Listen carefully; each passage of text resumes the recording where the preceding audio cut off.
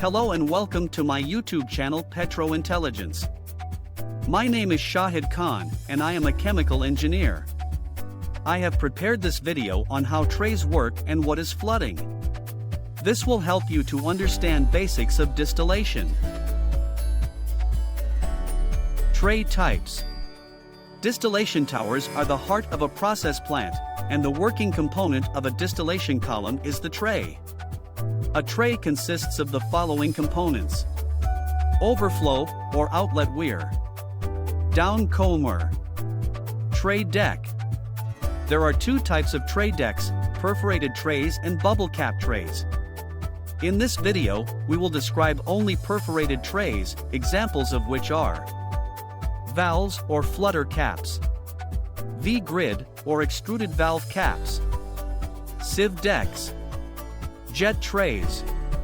Possibly 90% of the trays seen in the plant are of these types. Perforated tray decks all have one feature in common: they depend on the flow of vapor through the tray deck perforations to prevent liquid from leaking through the tray deck. As we will see later, if liquid bypasses the outlet weir and leaks through the tray deck onto the tray below, tray separation efficiency will suffer. Tray efficiency. Distillation trays in a fractionator operate between 10 and 90% efficiency. It is the process person's job to make trays operate as close to 90% efficiency as possible. Calculating tray efficiency is sometimes simple. Compare the vapor temperature leaving a tray to the liquid temperature leaving the trays. For example, the efficiency of the tray shown in this picture is 100%. The efficiency of the tray in this picture is 0%. How about the 10 trays shown in this picture? Calculate their average efficiency and you will get the answer 10%. As the vapor temperature rising from the top tray equals the liquid temperature draining from the bottom tray, the 10 trays are behaving as a single perfect tray with 100% efficiency. But as there are 10 trays, each tray, on average, acts like 1/10 of a perfect tray. Poor tray efficiency is caused by one of two factors: flooding, dumping. In this video, we will discuss problems that contribute to tray deck flooding. Downcommer backup. Liquid flows across a tray deck toward the outlet weir. The liquid overflows the weir and drains through the downcommer to the tray below. Vapor bubbles up through the sieve holes, or valve caps, on the tray deck, where the vapor comes into intimate contact with the liquid.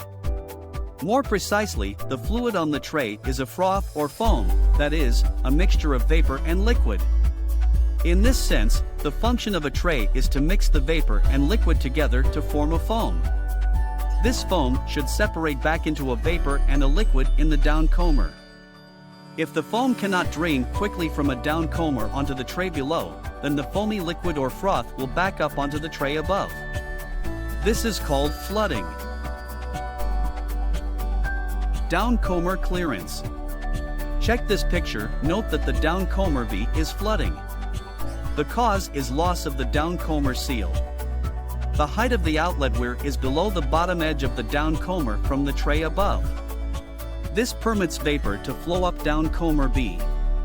The upflowing vapor displaces the downflowing liquid. That is, the vapor pushes the liquid up onto the tray above, which is a cause of flooding. On the other hand, this picture shows what happens if the bottom edge of the downcommer is too close to the tray below. The high pressure drop needed for the liquid to escape from downcommer B onto tray deck 1 causes the liquid level in downcommer B to back up onto tray deck 2. Tray 2 then floods. Once tray 2 floods, downcommer C shown in this picture will also back up and flood. This process will continue until all the tray decks and downcomers above downcommer B are flooded. On the other hand, all trays in a tower below downcommer B will lose liquid levels and dry out when flooding starts in downcommer B. Now the following rules apply. When flooding starts on a tray, all the trays above that point will also flood, but trays below that point will go dry. An early indication of flooding in a distillation column is loss of liquid level in the bottom of the column. If the Downcommer clearance, which means the distance between the bottom edge of the Downcommer and the tray below, is too great, the Downcommer becomes unsealed. Vapor flows up the Downcommer, and the trays above flood. If the Downcommer clearance is too small, then liquid backs up in the Downcommer, and the trays above flood. To calculate the height of liquid in the Downcommer, due to liquid flowing through the Downcommer clearance, use formula delta H equals 0.6 multiplied by V square, where delta H equals 2 inches of clear liquid backup in the Downcommer, due to head loss under the Downcommer, and V equals to horizontal component of liquid velocity in feet per second as the liquid escapes from the Downcommer. To guarantee a proper Downcommer seal, the bottom edge of a Downcommer should be about 0.5 inch below the top edge of the outlet weir. This dimension should be carefully checked by process personnel when a tower is opened for inspection. It is quite easy for sloppy tray installation to distort this critical factor. Height of liquid on tray deck. As the liquid level on a tray increases, the height of liquid in the Downcommer feeding this tray will increase by the same amount. Again, excessive Downcommer liquid or froth levels result in flooding and loss of tray efficiency. The liquid level on a tray is a function of two factors: weir height, crest height. The weir height on many trays is adjustable. We usually adjust the weir height to between 2 and 3 inches. This produces a reasonable depth of liquid on the tray to promote good vapor-liquid contact. The crest height is similar to the height of water overflowing a dam. It is calculated from BU.S gallons of liquid leaving the tray divided by weir length in inches power 0.67 and multiplying it with 0.4. The sum of the crest height plus the weir height equals the depth of liquid on the tray deck. One might now ask, is not the liquid level on the inlet side of the tray higher than the liquid level near the outlet weir? While the answer is yes, water does flow downhill, we designed the tray to make this factor small enough to neglect. Vapor flow pressure drop. We have yet to discuss the most important factor in determining the height of liquid in the Downcommer. This is the pressure drop of the vapor flowing through the tray deck. Typically, 50% of the level in the Downcommer is due to the flow of vapor through the trays. When vapor flows through a tray deck, the vapor velocity increases as the vapor flows through the small openings provided by the valve caps or sieve holes. The energy to increase the vapor velocity comes from the pressure of the flowing vapor.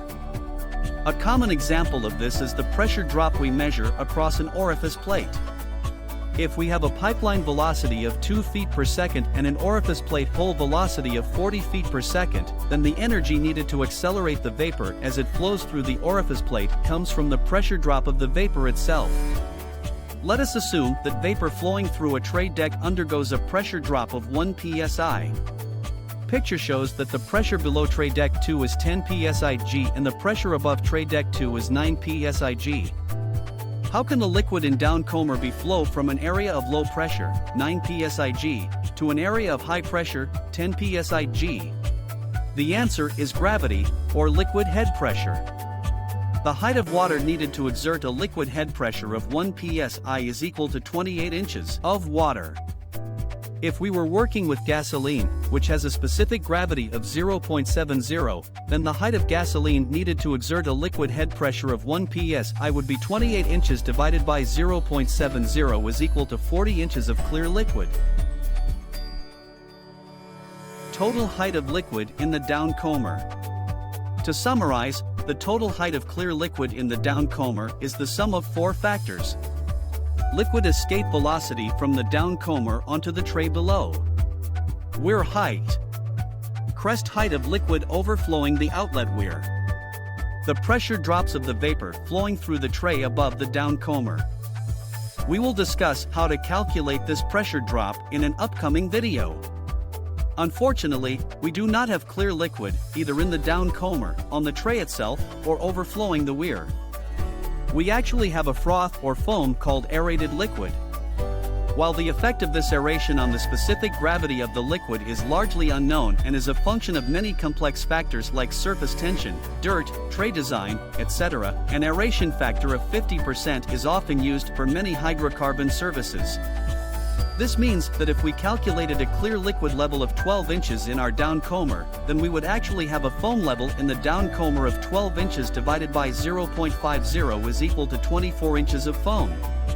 If the height of the Downcommer plus the height of the weir were 24 inches, then a Downcommer foam height of 24 inches would correspond to Downcommer flooding. This is sometimes called liquid flood. This discussion assumes that the cross-sectional area of the Downcommer is adequate for reasonable vapor-liquid separation. If the Downcommer loading gallons per minute per square feet of Downcommer top area is less than 150, this assumption is okay, at least for most clean services. For dirty, foamy services, a Downcommer loading of 100 gallons per feet square would be safer. Jet flood. This is a realistic picture of what we would see if our towers were made of glass. In addition to the Downcomers and tray decks containing froth or foam, there is a quantity of spray, or entrained liquid, lifted above the froth level on the tray deck. The force that generates this entrainment is the flow of vapor through the tower. The spray height of this entrained liquid is a function of two factors: the foam height on the tray, the vapor velocity through the tray. High vapor velocities, combined with high foam levels, will cause the spray height to hit the underside of the tray above. This causes mixing of the liquid from a lower tray with the liquid on the upper tray. This back mixing of liquid reduces the separation, or tray efficiency, of a distillation tower. When the vapor flow through a tray increases, the height of froth in the Downcommer draining the tray will also increase. This does not affect the foam height on the tray deck until the Downcommer fills with foam. Then a further increase in vapor flow causes a noticeable increase in the foam height of the tray deck, which then increases the spray height. When the spray height from the tray below hits the tray above, this is called the incipient flood point, or the initiation of jet flooding. Note, though, that jet flood may be caused by excessive Downcommer backup. It is simple to see in a glass column separating colored water from clear methanol how tray separation efficiency is reduced as soon as the spray height equals the tray spacing. And while this observation of the onset of incipient flood is straightforward in a transparent tower, how do we observe the incipient flooding point in a commercial distillation tower? The reason I can say with confidence on this subject is that I worked with a 4-inch demonstration transparent column at a refinery. I used the little distillation tower to explain to plant technicians how distillation towers worked. The tower's feed was windshield wiper fluid with blue dye. The alcohol went overhead, and the blue water was the bottom's product. Incipient flood. This picture illustrates the operation of a simple propane-butane splitter. The tower controls are such that both the pressure and bottom's temperature are held constant. This means that the percent of propane in the butane bottom's product is held constant. If the operator increases the top reflux flow, here is what will happen. 1. The tower top temperature drops. 2. The amount of butane in the overhead propane product drops. 3. The tower bottom temperature starts to fall. 4. The reboiler duty increases to restore the tower bottom temperature to its set point. 5. The weight flow of vapor and the vapor velocity through the tray increase. 6. The spray height, or entrainment, between the trays increases. 7. When the spray height from the lower trays impacts the upper trays, the heavier, butane-rich liquid contaminates the lighter liquid on the upper trays with heavier butane. 8. Further increases in the reflux rate then act to increase, rather than decrease, the butane content of the overhead propane product. This picture illustrates this point. Point A is called the incipient flood point, that point in the tower's operation at which either an increase or a decrease in the reflux rate results in a loss of separation efficiency. You might call this the optimum reflux rate. That would be an alternate description of the incipient flood point. bypassing steam trap stops flooding. Take an example. We have a distillation tower that floods. Delta P on trays below feed point is stable. Delta P above feed trays 16 to 22, increase from 1.3 to 2.7 psi. Condenser and reflux drum is internal in tower, and we cannot measure the reflux rate. The operator bypassed steam trap on reboiler outlet and flooding stopped. The panel operator concludes that flooding tower is due to defective steam trap. What's your opinion? Note that tower fractionation also improved after trap bypassed. The panel operator is quite wrong. When he bypassed the steam trap, he blew the condensate seal on the reboiler outlet. This permitted uncondensed steam to blow through the reboiler, thus reducing the reboiler duty. The reduction in the reboiler duty reduced the vapor flow up the tower and hence the internal reflux rate. This unloaded the trays and stopped the flooding. Panel operator's observation that the tower fractionation improved as a consequence of bypassing the steam trap was a positive indication that he had degraded tray efficiency due to entrainment. That is, he was operating above the tower's incipient flood point. Certainly, there is nothing amiss with his reboiler steam trap. He should try to water wash the trays above the feed point onstream, as the trays in this service are typically subject to ammonium chloride sublimation. Tower pressure drop and flooding. It is a characteristic of process equipment that the best operation is reached at neither a very high nor a very low loading. The intermediate equipment load that results in the most efficient operation is called the best efficiency point. For distillation trays, the incipient flood point corresponds to the best efficiency point. We have correlated this best efficiency point for valve and sieve trays as compared to the measured pressure drops in many distillation towers.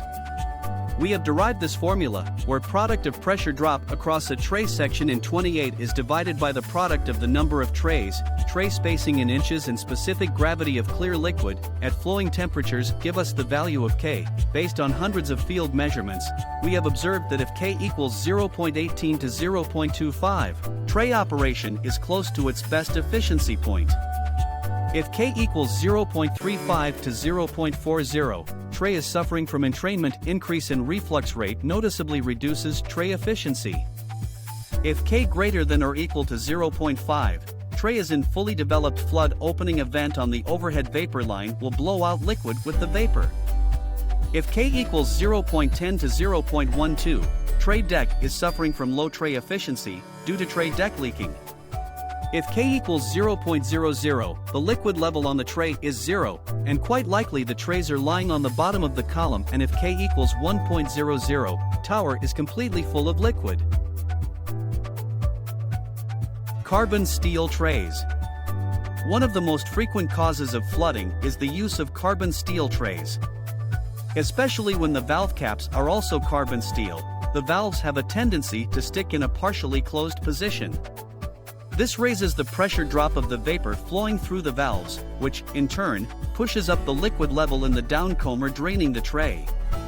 The liquid can then back up onto the tray deck and promote jet flood due to entrainment. Of course, any factor like dirt, polymers, gums, salts that causes a reduction in the open area of the tray deck will also promote jet flooding. Indeed, most trays flood below their calculated flood point because of these sorts of problems. Trays, like people, rarely perform quite up to expectations. The use of movable valve caps in any service where deposits can accumulate on the tray decks will cause the caps to stick to the tray deck. It's best to avoid this potential problem. Use of grid trays with fixed cap assemblies is preferred for most services. Optimizing feed tray location. From the design perspective, the optimum feed tray, for a feed with only two components, is that tray where the ratio of the two components matches the ratio in the feed. If the feed is at its bubble point temperature, then the feed temperature and the tray temperature will be the same at the same pressure. But that's only for a binary feed composition. In multi-component distillation, the ratio of the key components in the feed will typically not coincide with the ratio of the key components in the liquid on the tray, even though the tray temperature is the same as the feed at its bubble point temperature. So, the question is, which of the following two criteria should be used to determine the feed tray location? Where the ratio of the key components in the liquid on a tray matches the ratio of the key components in the feed? Or where the feed temperature matches the temperature of the tray? You should practice it to identify both possible locations and then locate the feed nozzle halfway between the two options. I would provide two alternate feed nozzles at each of the other above locations, except the operators would likely never use them. When I refer to key components, I mean, for example, debutanizer, normal butane and isobutane. Depropanizer, propane and isobutane. Deethanizer, ethane and propylene. Gasoline splitter, isohexane and cyclohexane. All these services have feeds with dozens of other non-key components. Catacarb CO2 absorber flooding. A process engineer was hired to expand the capacity of the hydrogen plant that was limiting refinery capacity. The bottleneck was the absorber that removed CO2 with catacarb solution from the hydrogen product. This absorber was subject to flooding as the catacarb circulation rate increased in proportion to H2 production. That is, the solution was carried overhead with the hydrogen product. The engineer studied the design of the tower but could not see an explanation for the flooding. Nevertheless, he decided to modify all the 40 trays in the absorber. The materials were ordered, and the labor force organized. However, the morning the absorber was opened, he received a call from his assistant. He informed the engineer that, there's kind of a plate in front of the solution inlet nozzle which is not shown in drawings and what you want to do with that plate. The engineer reached there and looked at the plate. Dimension X was only about 3/4 inch. Evidently, the plate was intended as an inlet solution distributor. He calculated that the delta P, as the solution flowed underneath the plate, was about 15 inches. Delta H inches was equals 0.6 V square, where V was the solution velocity through the 3/4 inch gap in feet per second. The plate was 12 inches high. As the solution rate increased, the liquid would back up over the top edge of the plate and be blown out of the top of the absorber. The engineer told his assistant to have the bottom 2 inches of the plate cut off to increase X to 2 3/4 inches and close the tower. When the tower started up a week later, the hydrogen plant bottleneck was gone. And you can understand the engineering contractor would have cost $3 million, but process and equipment knowledge has saved all this money. That's all, gentlemen. If you like my video, please follow my YouTube channel Petro Intelligence for more videos. Good day and good luck.